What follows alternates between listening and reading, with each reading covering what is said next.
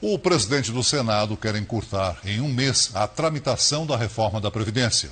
O objetivo é aprovar a emenda constitucional ainda no primeiro semestre. Até a próxima terça-feira, o Senado criará uma comissão especial com 9 representantes dos principais partidos para acompanhar o andamento da reforma da Previdência na Câmara. É a primeira vez que a análise de uma emenda constitucional será simultânea. O esforço proposto pelo presidente do Senado, Davi Alcolumbre, servirá para encurtar a tramitação da emenda em até um mês. Os senadores apresentariam suas sugestões aos deputados, mesmo que sem direito a voto. E o relator desta comissão de acompanhamento assumirá a mesma tarefa quando a emenda chegar formalmente ao Senado. Alcolumbre acredita que o Congresso fará mudanças na proposta, a primeira delas para corrigir a redução do benefício pago a aposentados por invalidez. Ele acredita que o Planalto ainda não tem votos para aprovar o texto, mas trabalha para concluir a reforma ainda no primeiro semestre. Se vier da Câmara, em abril, eu acho que a gente entra no recesso de julho com a reforma aprovada. Hoje, no Rio de Janeiro, o ministro da Economia, Paulo Guedes, voltou a ressaltar o impacto do atual sistema de previdência nas contas públicas. O nosso déficit na Previdência está indo de 340 bilhões o ano passado para 370 bilhões esse ano. O endividamento está chegando a 4 trilhões. E isso é uma ameaça às aposentadorias futuras, é uma ameaça à Bolsa Escola, Bolsa Família, todas as políticas públicas de transferência de renda. O senador e presidente do PP, o Partido Progressista, Ciro Nogueira, foi alvo da Operação Lava Jato, que cumpriu mandados em 3 estados. A operação foi autorizada pela ministra Rosa Weber, do Supremo Tribunal Federal. O objetivo é colher provas de supostos crimes de corrupção passiva e de lavagem de dinheiro, cometidos pelo senador e presidente do PP, Ciro Nogueira. Cerca de 30 policiais federais cumpriram 7 mandados de busca e apreensão em casas e empresas do político em Brasília, São Paulo e Teresina, no Piauí. No pedido enviado ao STF, a Procuradora-Geral da República, Raquel Dodge, explicou que parte da propina foi paga ao PP por meio de doações simuladas e outra parte, no valor de 5 milhões de reais, foi paga em espécie por meio de uma pessoa ligada ao senador. No total, teriam sido pagos mais de 42 milhões de reais em propina. Os supostos pagamentos teriam sido feitos pelo Grupo JF ao senador para que o Partido Progressista apoiasse o PT nas eleições de 2014. Segundo a Procuradoria, o dinheiro seria também para que o partido votasse contra o impeachment da ex-presidente Dilma Rousseff em 2017. O inquérito faz parte da Operação Lava Jato e investiga, além de Ciro Nogueira, o ex-ministro do PT, Edinho Silva, e os executivos da JF, Joesley Batista e Ricardo Saldi. Ao autorizar a operação, a ministra Rosa Weber afirmou que a Receita Federal investiga o destino da propina. O mercado em Teresina teria sido usado para o pagamento ilegal de 2,5 milhões de reais ao irmão do senador, Gustavo Nogueira, também investigado. A Polícia Federal tenta rastrear o restante do dinheiro. A defesa de Ciro Nogueira negou as acusações, disse que as denúncias têm base apenas na palavra de um delator e que o senador sempre se colocou à disposição da Justiça. A JF afirmou que Joesley Batista e Ricardo Saldi, assim como todos os acionistas e executivos da empresa, são colaboradores da Justiça comprometidos com os programas de combate à corrupção. Não conseguimos contato com a defesa de Edinho Silva. A assessoria do PT informou que até o momento não tem um posicionamento do partido sobre a operação. Com a fronteira do Brasil fechada, os venezuelanos que moram na região vivem uma realidade ainda mais cruel. Muitos são impedidos de voltar para casa e levar comida à família. Do lado de lá da fronteira, quem tenta resistir acaba vítima das forças de segurança. Ao menos 2 pessoas morreram em confrontos com a Guarda Nacional. Mas, segundo testemunhas, esse número pode ser maior. O carro, cheio de mantimentos, se aproxima do posto de fiscalização na fronteira entre Brasil e Venezuela. O motorista veio comprar comida do lado de cá, mas foi barrado pela polícia bolivariana na hora de voltar para casa. Ele desce do veículo, reclama, esbraveja, mas é obrigado a retornar. Decepcionado, Miguel Ângelo diz que não sabe mais como vai levar comida para a família na Venezuela. A cena se repetiu várias e várias vezes hoje em Pacaraima, a última cidade brasileira antes da fronteira. Quem deixou o carro na Venezuela e veio a pé comprar comida no Brasil também foi impedido de voltar. Desesperados, venezuelanos encontram caminhos alternativos. A maioria é guiada por jovens que conhecem a região. Essa aqui é a trilha por onde os venezuelanos estão passando para poder chegar ao Brasil. Daqui a gente consegue ver a quantidade de gente andando no meio da mata para poder driblar o posto de fiscalização da aduana venezuelana. Assim, eles conseguem chegar no Brasil, comprar comida e voltar para casa. Este bombeiro conta que foi agredido e viu pelo menos 5 pessoas serem mortas pelos militares. Só aqui na Santa Helena, 5 mortos. Tem morto lá atrás? Tem ferido de faca, de facão?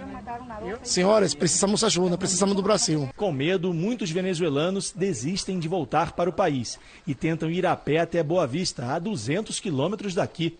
Passam a noite na estrada, num caminho longo, perigoso e sem esperança. Do lado colombiano, cresce a expectativa para a liberação da ajuda humanitária enviada pelos Estados Unidos. Um concerto humanitário foi realizado hoje para arrecadar fundos aos oprimidos do regime de Nicolás Maduro. Milhares de testemunhas e vítimas dessa opressão reuniram suas histórias diante do mesmo palco, como mostram os enviados especiais da cidade de Cúcuta, Lúcio Severino e Eduardo Ribeiro. Quando o dinheiro deixou de valer muita coisa na Venezuela, virou artesanato nas mãos de Gustavo. É a história de uma economia fracassada, me diz o ambulante que não conseguiu assistir aos shows de hoje, mas garantiu o jantar. Glória também veio tentar a sorte na vizinha Colômbia.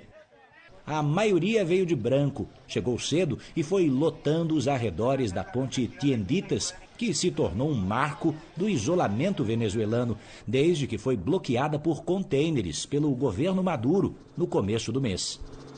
Atiradores de elite colombianos estavam atentos, os militares eram vistos por toda parte.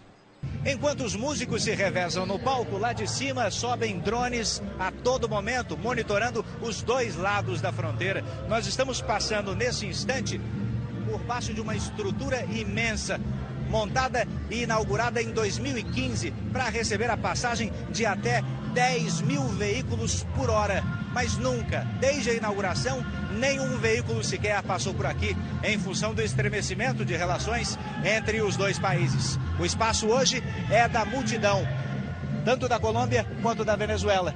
Pessoas à espera de tempos diferentes. Esperamos que essa ponte amanhã funcione, me diz o cantor argentino Diego Torres, pouco antes de subir ao palco. Já o prefeito de Cúcuta, César Ayala, condenou a violência venezuelana contra indígenas na fronteira com o Brasil e defendeu que Maduro deixe passar as toneladas de ajuda humanitária presas há mais de 15 dias na fronteira. O concerto Venezuela Live Aid planeja arrecadar até 400 milhões de reais numa campanha que vai durar 60 dias. Os organizadores acreditam que pelo menos 250 mil pessoas tenham assistido aos shows de 35 artistas. Os presidentes da Colômbia, do Chile e do Paraguai também participaram do evento. Uma realidade bem diferente do outro lado da fronteira. Imagens mostram um público bem menor no evento concorrente realizado por Nicolás Maduro sob o título Tirem as Mãos da Venezuela. Juan Guaidó, que se declarou presidente interino venezuelano, já está em Cúcuta. A 7 quilômetros da ponte Tienditas, onde acontecem os shows, uma outra ligação entre os dois países também exibia hoje ares de esperança. Esta outra ponte entre a Venezuela, do lado de cá, e a Colômbia aqui, também tem os seus bloqueios. Arame farpado, divisão, jornalistas não são bem recebidos do lado de lá.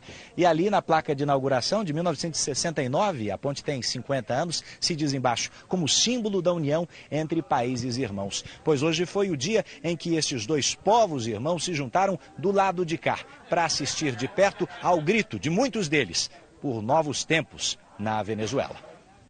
Os venezuelanos Jason e Eliane não foram ao concerto, mas por um bom motivo. Estavam trazendo de volta para casa a filha recém-nascida Luiziane. Ela foi dada como morta ao nascer do lado de lá da fronteira, mas depois dos cuidados médicos na Colômbia, sobreviveu.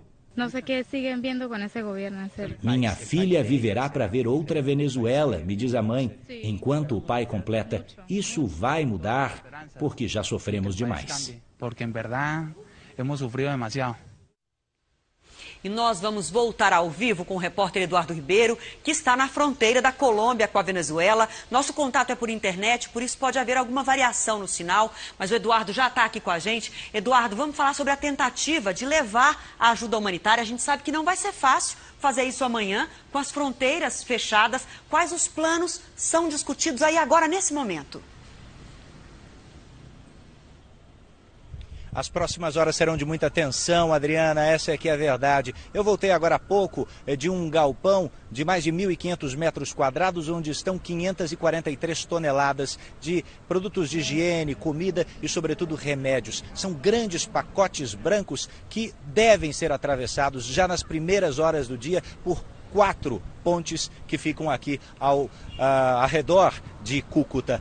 Como essa travessia será feita é que é a grande questão que se discute nesse momento. Eu acabo de falar com 6 militares que desertaram hoje do exército da Venezuela e se apresentaram aqui em Cúcuta, na Colômbia. 2 deles são generais e eles me disseram: Maduro trabalhou muito a cabeça dos militares de alta patente para não haver deserções, mas nas patentes mais baixas isso já começa a acontecer em grande número. Para se ter uma ideia, 5 anos atrás não havia mais do que 150 generais nas Forças Armadas venezuelanas. Hoje a contabilidade passa de 2.000 generais, o cargo de mais alta patente. Enquanto Maduro espera que suas Forças Armadas continuem o bloqueio, do lado de cada fronteira, a menos de 1 quilômetro da ponte Tienditas, que será palco desse dia histórico neste sábado, o que se pensa é o contrário. Quando as pessoas começarem a trabalhar, quando os soldados virem os seus irmãos venezuelanos carregando pacotes ou em caminhões ou passando num cordão humanitário, num cordão humano de mão em mão pela fronteira, os militares poderiam então levantar suas armas e se aliar a eles, permitindo que essa ajuda tão necessária chegue. Porque é preciso lembrar, Maduro há 5 anos nega que a crise humanitária ocorra na Venezuela, mas só no ano passado ajudou, ou melhor, aceitou uma ajuda de 9 milhões de dólares da própria ONU em doações humanitárias, mas tem se negado a receber a ajuda que hoje vem do Chile, do Brasil, do Paraguai e com grande quantidade dos Estados Unidos. Aqui em Cúcuta não é preciso mais do que um dia para aprender que existem mais produtos venezuelanos disponíveis aqui deste lado da fronteira do que do lado de lá. E essa população que tem vivido quase à beira da inanição, da fome, da tragédia diária, sem assistência médica, é quem pressiona. E aí também estão famílias de militares, o grande braço forte de Maduro, que ainda resiste e que poderá não resistir por muito mais tempo a partir das próximas horas.